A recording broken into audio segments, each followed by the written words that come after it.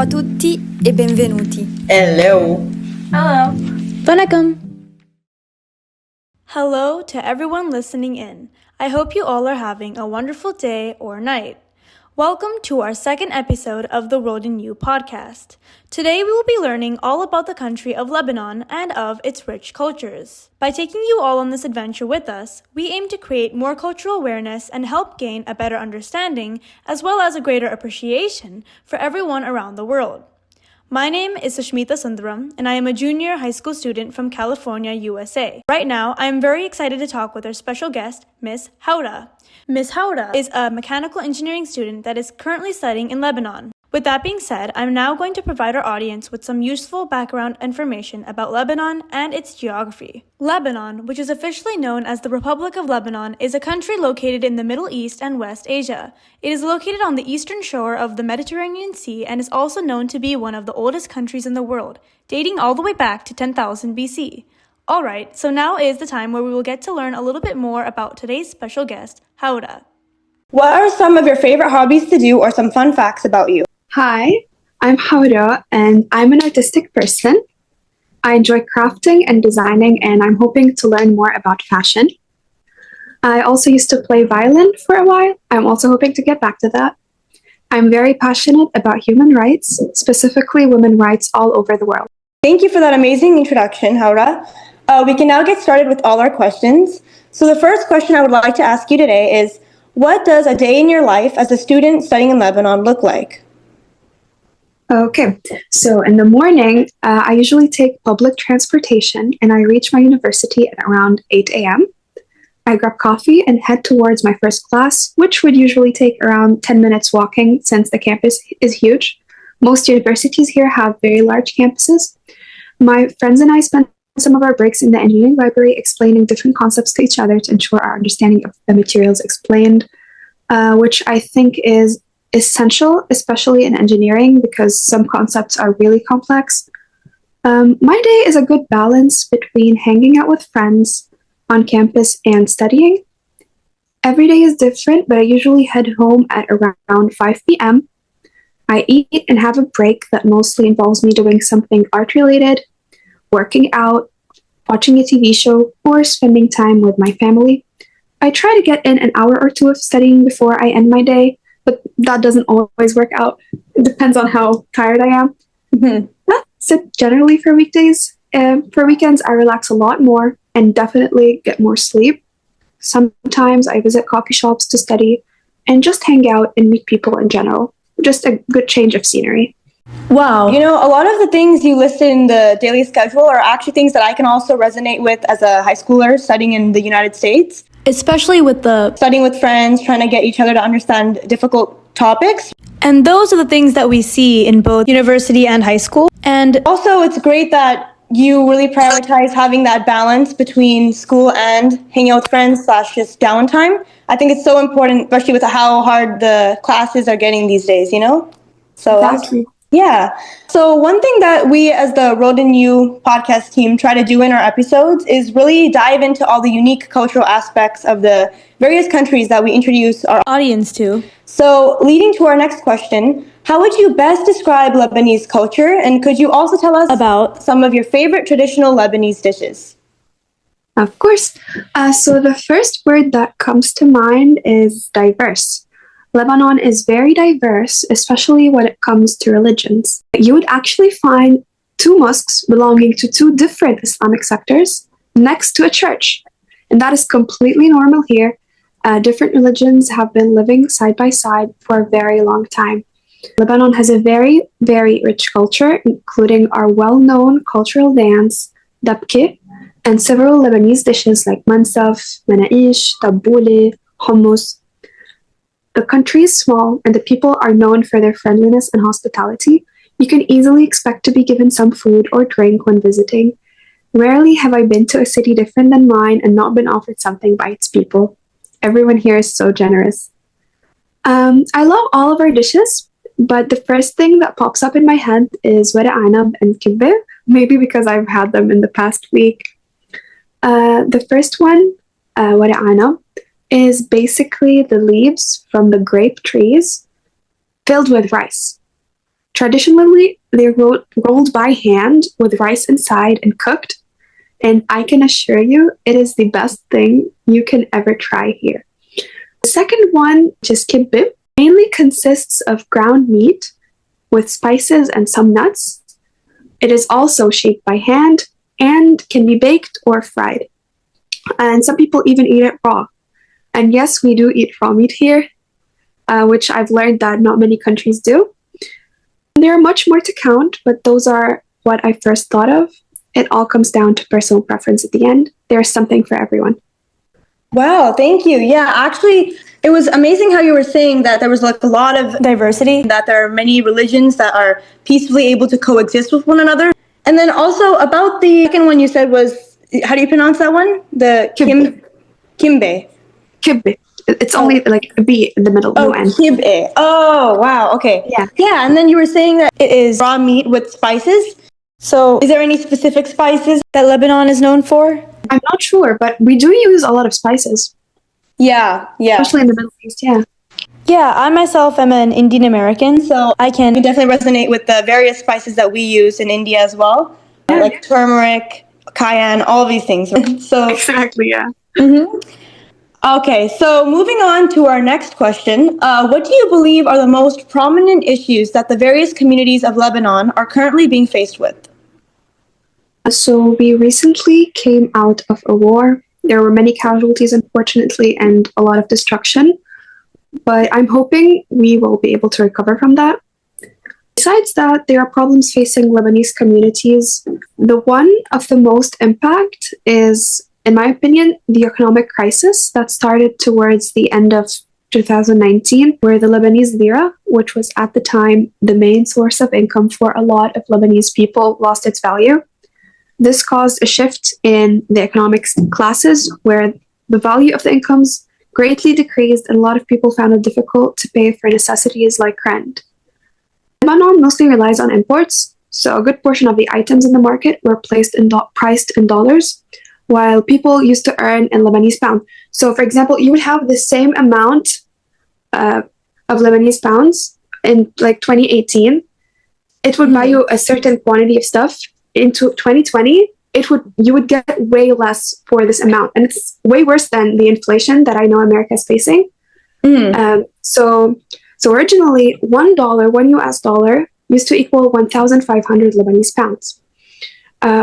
During about 2 years, it increased for more than 100,000 pounds, and now it's almost steady at 90,000 pounds. So imagine $1 used to equal 1,500. Now it's 90,000. So that's a huge, huge loss for the value of our currency. So the market started adapting to that. So incomes are in dollars now, mostly. And a lot of people are relying on outside jobs and international ones to get by. The general incomes have increased as well, and people are adapting. So, for example, before this crisis, let's say an employee used to earn $1,000 in the public sector specifically, $1,000, but in Lebanese pounds. Okay, so after this crisis, they earned $70, from $1,000 to $70 per month. Oh my God. That's crazy. That's crazy. And now it's improving. They're better. For example, those $70 are now $400, but still nowhere near what they used to earn originally in the same job. That's definitely insane. Oh my God. It is. Yeah, because it Changed the entire quality of life as well, because it's harder to even make a living off of the job. And you were saying that some people have to rely on international online jobs. Yeah, exactly. And like at the beginning, there weren't even a lot of online jobs. These started more after COVID. So yeah, but now mostly either people travel or they work online. So now for the past few months, maybe a year, it's been stuck on 90,000. So there are no more fluctuations like before. You would wake up one day, it would be like 70,000. The next day it's 90. The other day it's 60. It was fluctuating nonstop. Now at least it's constant. So that's way better, but it's still a long way to go. Oh, yeah, definitely. Oh, and I think before you had mentioned that some earthquakes had occurred in 2022 as well. Is there anything you'd like to further elaborate about that topic? It was just a very, as well, uncertain period because the earthquakes were usually coming from Turkey, actually. Oh, okay. But we were being affected by them. They were very strong ones. Some were very mild, but you would still feel them. But I remember one specific one. I was at home sleeping, nothing's wrong, and then I wake up at 3 a.m. to the house shaking. Oh my gosh. It was really scary. Oh my gosh. And did you ever hear about any families having to completely evacuate their homes? I don't think it was that intense. There were only, I think, one or two that were actually intense, including this one that I just mentioned. Other than that, they were mild. Few building collapsed, but they were very old buildings. No, yeah, and that must have been such a traumatic thing for both parents and children to go through, especially considering how late it was during the night. I had school the next day. You had school the next day, yeah. Oh my gosh. Already you're stressed out with school, and now you have an extra thing to worry about. Worrying is the normal here. Yeah. Where I live in the United States, we don't get too many earthquakes, but If you were to go towards the East Coast, you would probably have a much higher chance of finding an earthquake, tornado, or even tsunami. Yeah, I heard about that. mm-hmm. So another issue is the Lebanese system of education. It needs updating and improving. Our education system is great and highly rigorous. Students at school are well used to the hard work, and at university, it requires even more work.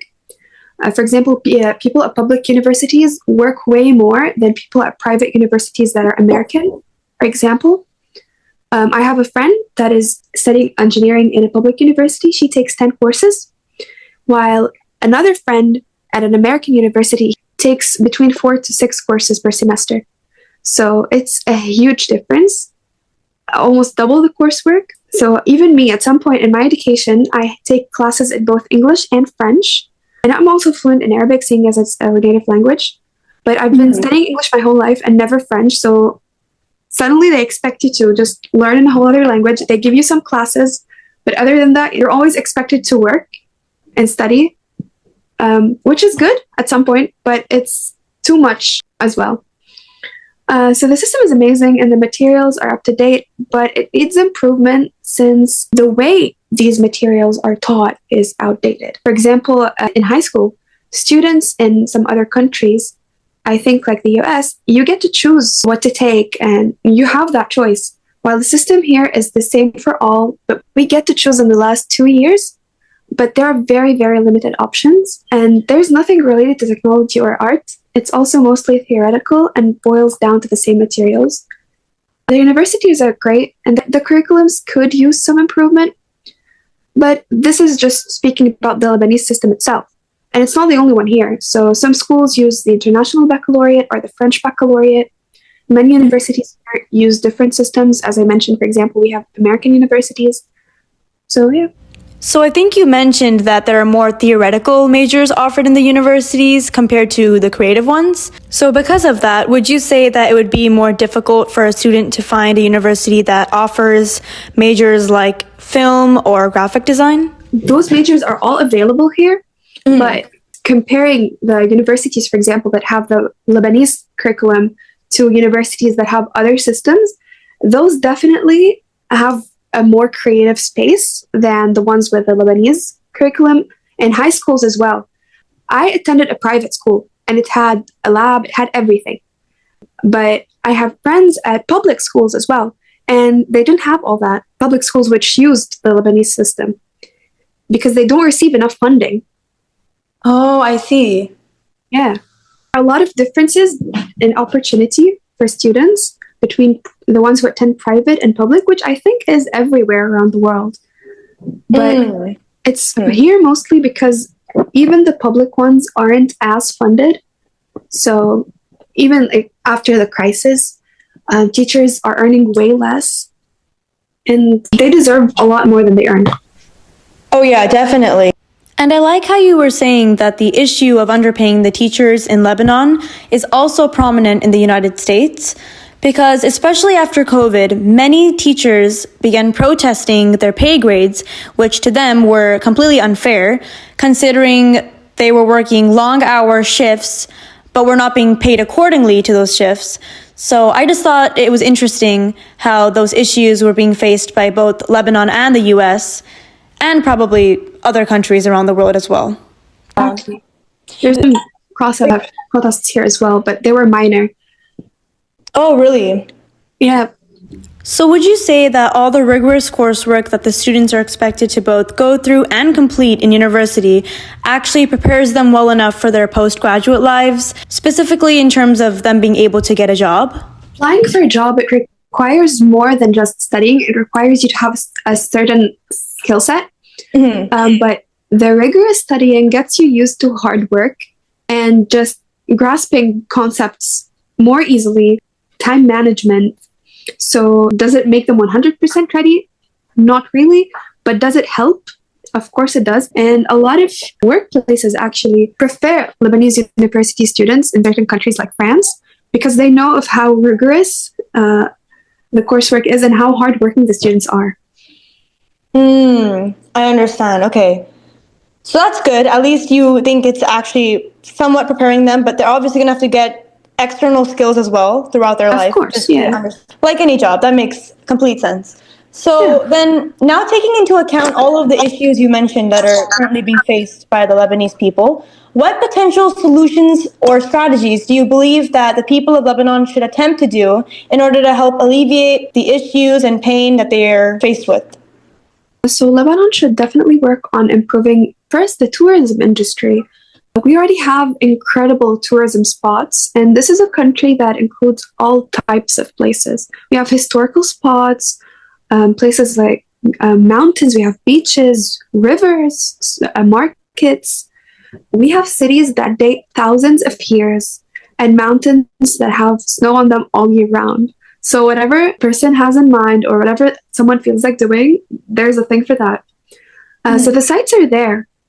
And we do have a lot of tourists, but there needs to be more effort put into promoting them.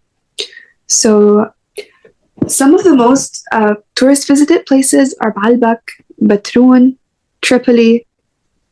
But there are so many hidden gems that aren't talked about enough. The first thing that comes to my mind here is Akkad. It's a village in the north. It's a huge village, actually.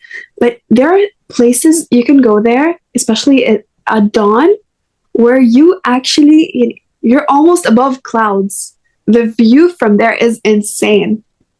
But these places aren't talked about enough. Only the more famous cities are the ones that are being visited. But if people knew more about what Lebanon has to offer and the hidden gems that are there, it would be a game changer for the tourism industry. Yeah, exactly. And I'm sure that would also greatly improve Lebanon's economic situation as well. Exactly. And going back to our discussion about Lebanon's economical situation, what do you believe the Lebanese people can still do to help alleviate these issues, including inflation and the other problems regarding its educational system?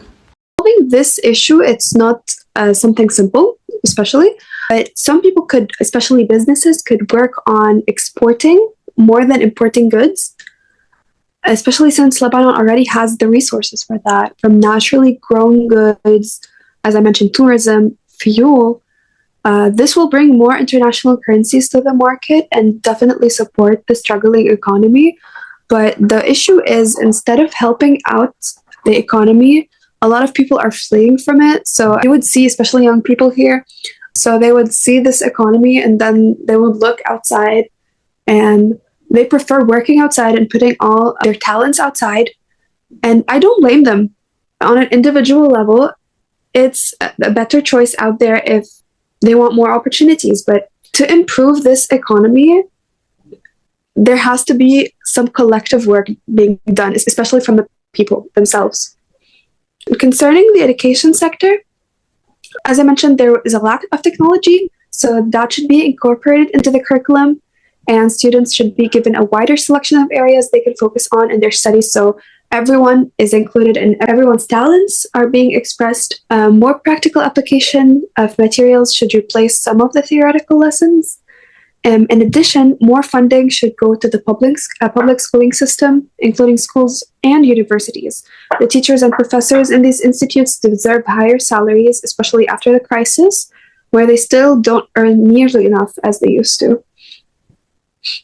Oh, wow. Yeah, no, I definitely believe that, like we were saying, more funding to the public universities as well as getting more technology-based education would be very helpful for students to both learn and be better prepared for their jobs. Yeah, exactly.